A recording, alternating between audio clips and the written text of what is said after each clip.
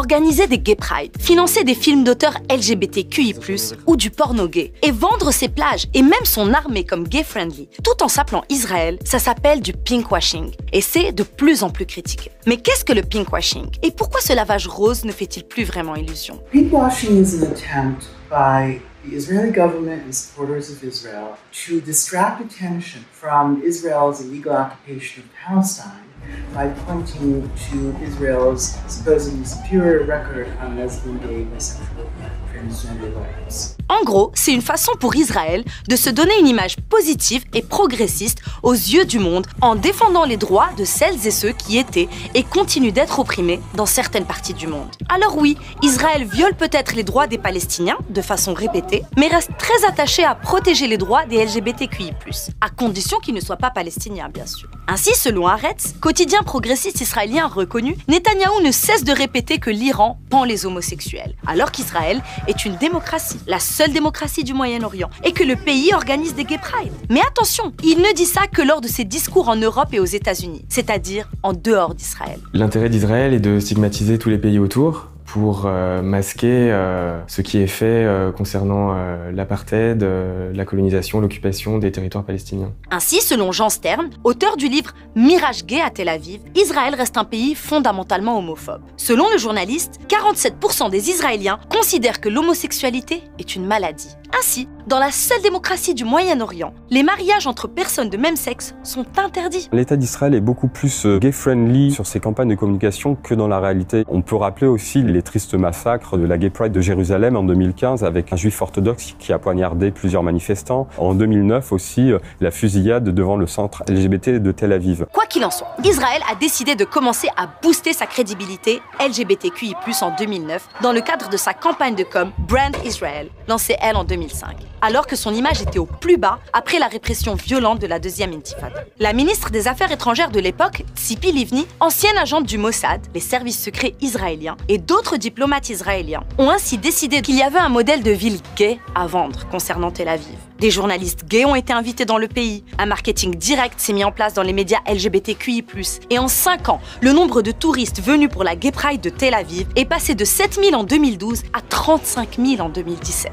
C'est un truc politique, hein. Le centre gay de Tel Aviv est un centre municipal, les salariés sont payés par la mairie. La parade gay est organisée par la municipalité de Tel Aviv, elle est payée par la municipalité de Tel Aviv. Les publicités sont payées par la municipalité, le gouvernement, le syndicat des hôteliers, tout. Donc tout ça est absolument officiel. Mais c'est aussi le cinéma qui aide à redorer le blason israélien, et ce, dans les festivals les plus prestigieux au monde. Il faut savoir que l'art et la culture en Israël ne sont jamais anodins, ils sont instrumentalisés et utilisés à des fins de propagande. C'est pas moi qui le dis, c'est l'ancien directeur adjoint du ministère des Affaires étrangères, Nissim Benchetrit, qui disait que l'art était un instrument pour l'asbara, donc la propagande israélienne. Selon le New York Times, Israël finance des projections de films pro-israéliens dans des festivals de films LGBTQI+, aux États-Unis. Et chaque année, depuis 2006, se tient le TLV Fest, Festival international de films LGBT de Tel Aviv, financé par le Conseil du film israélien.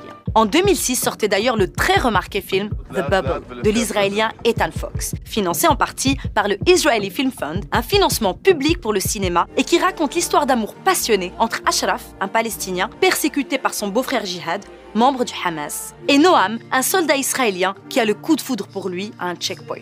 Une histoire vécue par le réalisateur lui-même pendant son service militaire. Le film, qui se passe sur fond de rave anti-occupation, a été accusé de faire une maigre critique de l'occupation israélienne et de montrer la société palestinienne comme arriérée. Mais le mouvement BDS, boycott des investissements sanctions, a de plus en plus dénoncé le pinkwashing. Et les éditions de 2017 et 2018 du TLV Fest ont connu un grand boycott de la part des artistes et cinéastes invités au festival. En 2017, le réalisateur sud-africain John Trengove a demandé que son film Les Initiés, The Wound, ne soit pas projeté au nom d'une douleur de la lutte contre l'apartheid, encore très fraîche dans la conscience collective des Sud-Africains.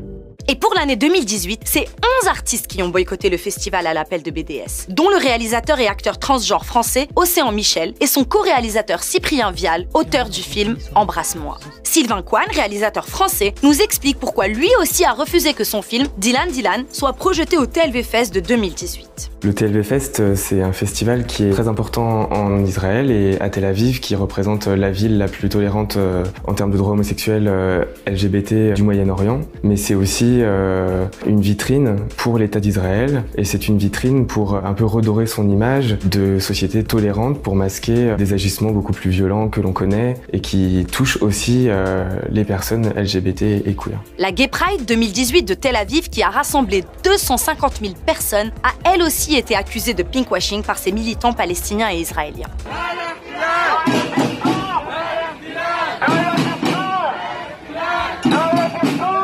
Et ce qui explique aussi la lutte contre le pinkwashing, c'est le traitement des personnes LGBTQI+, palestiniennes par Israël. Tout d'abord, celles-ci sont victimes de la même ségrégation que tous les Palestiniens et toutes les Palestiniennes. Les gays palestiniens sont enfermés, comme tous les Palestiniens, à cause du blocus de Gaza et à cause du mur qui se construit et qui ferme Israël. Et les gays palestiniens me disent et disent à la terre entière, on n'est pas seulement des victimes, on est aussi des hommes, on est des femmes, on a le droit de vivre. C'est Israël qui crée les conditions de notre enfermement, comme il crée les conditions de l'enfermement de toute la Palestine. C'est Israël et l'occupation qui créent les conditions de notre oppression, comme pour tous les Palestiniens. En 2014, des réservistes israéliens révélaient qu'Israël utilisait ses outils d'espionnage perfectionnés pour repérer les Palestiniens LGBTQI+, en les mettant sur écoute, et utiliser leurs orientations sexuelles présumées pour les faire chanter, et ainsi les obliger à collaborer avec l'armée israélienne comme informateurs ou informatrices. Cette position où les gays, s'ils acceptent de devenir collabos, ils peuvent être exécutés par la police palestinienne ou par leur propre famille. S'ils refusent d'être collabos, ils sont dénoncés par la police israélienne et un sort funeste les attend en général. Ainsi,